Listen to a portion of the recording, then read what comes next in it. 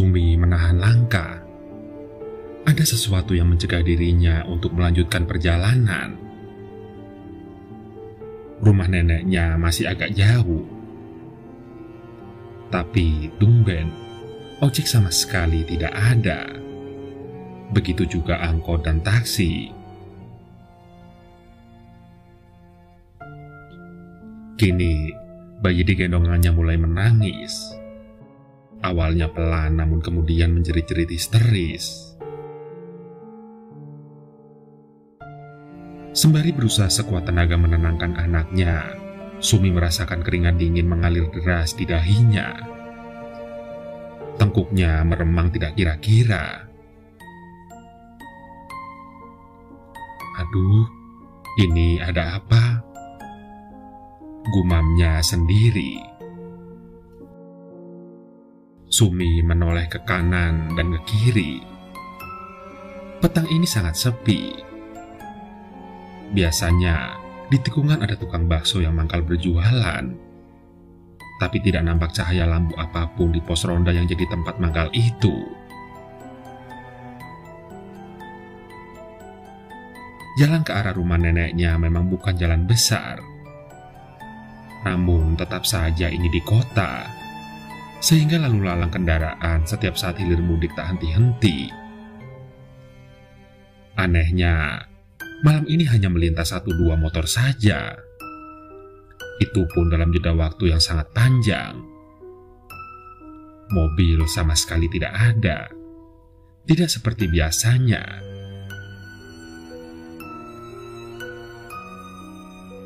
Sumi merasakan hembusan angin sedingin es di tengkuknya. Datang secara tiba-tiba. Bayinya yang sudah mulai terdiam kembali menjerit-jerit. Jeritan yang bernada ketakutan teramat sangat. Menurut hikayat, bayi mempunyai mata setajam elang jika terkait dengan dunia metafisika atau makhluk tak kasat mata. Kali ini Sumi tidak bisa menahan diri untuk tidak berlari. Tidak bisa lintang pukang tentunya, karena dia menggendong bayi. Dan penderitaan Sumi ditambah dengan turunnya hujan dengan tiba-tiba. Begitu derasnya, seolah langit sedang dalam puncak duka. Sumi menutup kepala bayinya rapat-rapat. Namun hujan memang sangat deras sehingga Sumi mau tidak mau memutuskan untuk berteduh di pos ronda. Lumayan, setidaknya bayi dalam gendongannya tidak basah kuyup. Selain itu juga, jika dia nekat melanjutkan perjalanan, jalanan sama sekali tidak nampak saking derasnya hujan.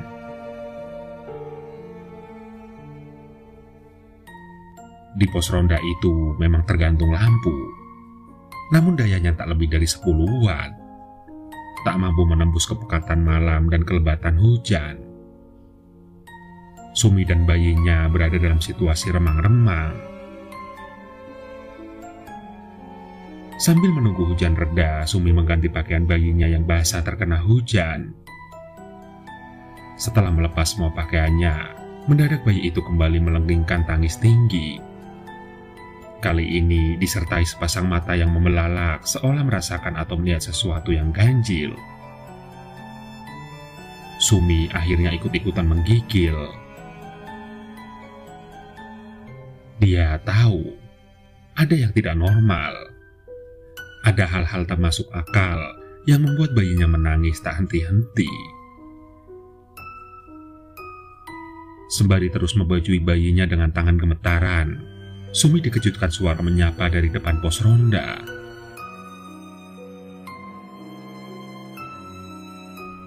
Ada apa, Neng? Mungkin bayimu lapar, haus atau kedinginan, sampai-sampai menangis seperti itu. Seorang nenek tua berdiri di hadapannya. Tubuhnya yang kurus memegang tongkat penyangga. Sumi tidak sempat memikirkan jawaban karena benaknya dipenuhi dengan tanda tanya. Dari mana nenek ini datang? Terus kalau memang dari luar pos ronda, kenapa bajunya sama sekali tidak basah? Kasihan bayinya, Neng. Sini nenek gendong. Nenek punya 10 anak dan 12 cucu. Jadi nenek yakin akan bisa mendiamkannya. Percayalah. Nenek itu mengulurkan tangan mencoba meraih bayi Sumi. Awalnya Sumi merasakan keanehan ketika dengan mudahnya dia mengangsurkan tangan hendak menyerahkan bayi kepada si nenek. Namun entah bagaimana, alam bawah sadarnya membisikkan sesuatu, sehingga secepat kilat tangannya ditarik kembali, mendekap si bayi erat-erat di dadanya.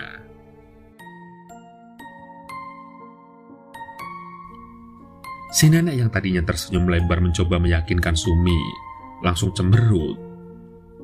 Langsung cemberut bukan kepalang dengan sikap Sumi. Tanpa bicara lagi, dia membalikkan tubuh dan pergi. Sumi menghela napas lega.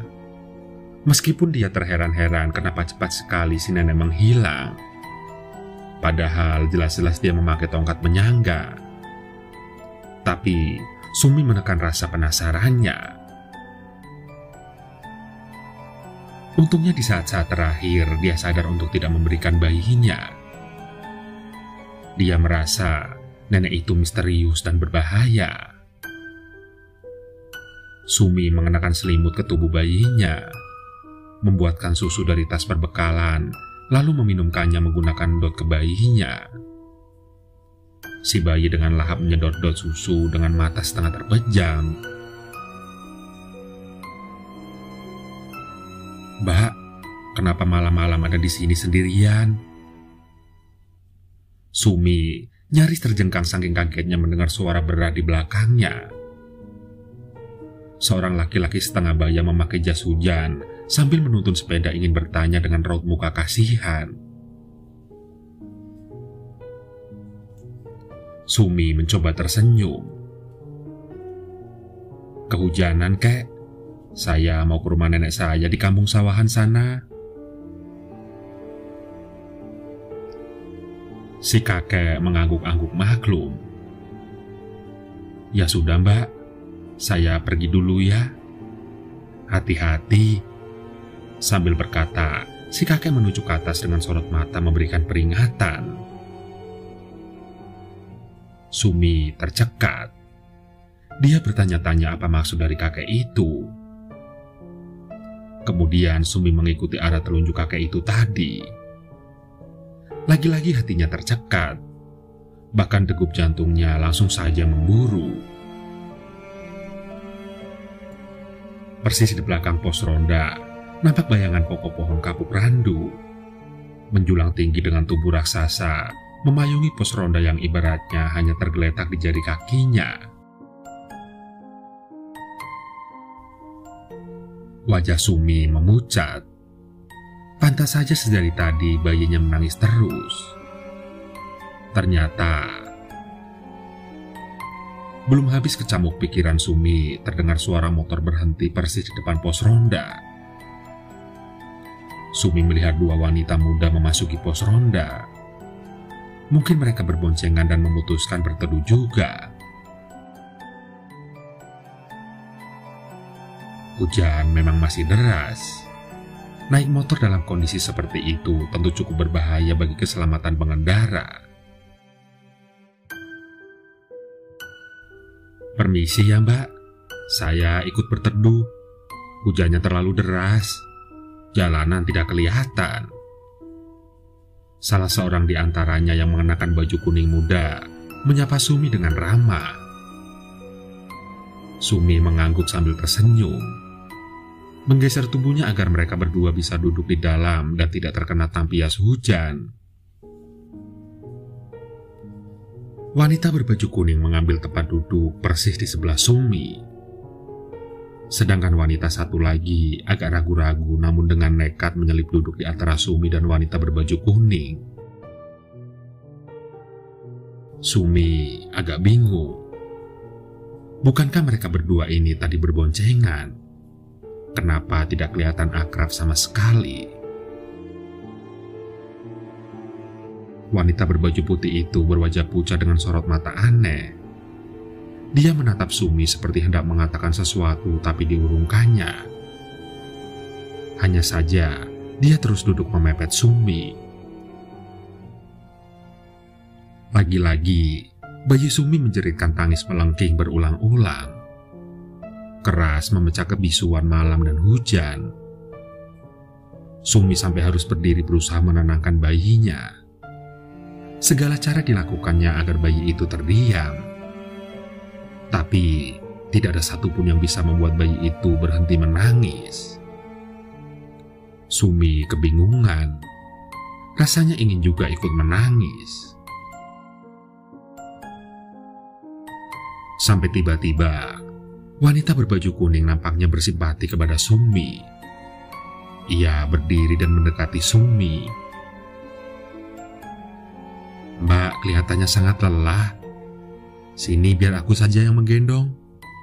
Aku perawat di rumah sakit ibu dan anak. Siapa tahu bayi ini bisa diam di tanganku." Sejenak Sumi termangu. Dia memang sangat lelah. Belum lagi sedari tadi batinnya digerogoti situasi yang tidak jelas dan menakutkan. Sumi melihat wanita itu sama sekali tidak mencurigakan. Dia justru menaruh sangka kepada wanita satunya yang berbaju putih. Karena sikapnya agak mencurigakan. Matanya kelihatan agak liar karena melihat ke sana kemari dengan pandangan aneh. Sebelum Sumi memutuskan hendak memberikan bayinya, terasa sikut tangannya disenggol sedikit keras oleh wanita berbaju putih. Sumi berjingkat menjauh. Tapi perempuan itu malah berdiri mendekatinya. Sepertinya hendak menyampaikan sesuatu. Sumi semakin mundur, mendekati wanita berbaju kuning yang masih tersenyum ramah kepadanya. Sumi terdesak di sudut ruangan pos ronda. Wanita baju putih itu terus merangsek maju. Pandangan matanya gelisah, bibirnya komat-kamit ingin mengatakan sesuatu. Sementara wanita berbaju kuning tetap mengulurkan tangan hendak menggantikan Sumi menggendong bayinya yang suaranya menjadi serak karena tak mau berhenti menangis.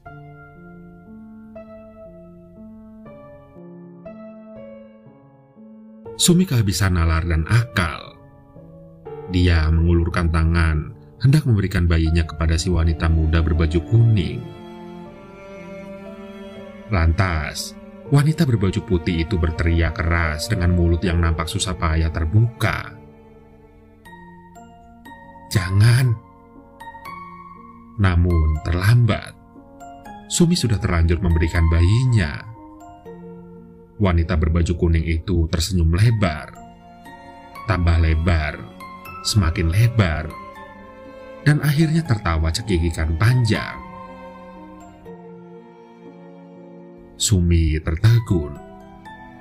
Suara tawa itu terdengar sangat mengerikan. Apalagi setelah dilihatnya wanita itu melangkah keluar pos sambil menggendong bayinya.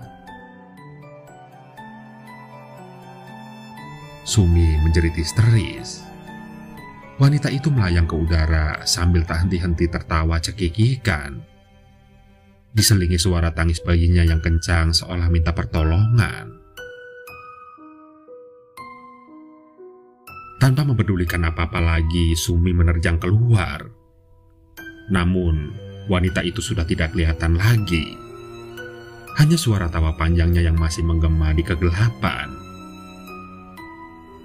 Sumi jatuh terduduk, menggerung-gerung histeris.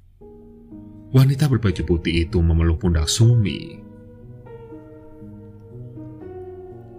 Sedari tadi saya berusaha mencegah Mbak memberikan bayi Mbak ke perempuan itu, tapi suara saya tidak bisa keluar. Leher saya seperti tercekik setiap kali mau mengeluarkan suara. Maafkan saya ya Mbak. Perempuan itu tadi adalah kuntilanak penghuni pohon kapuk rindu di belakang pos itu.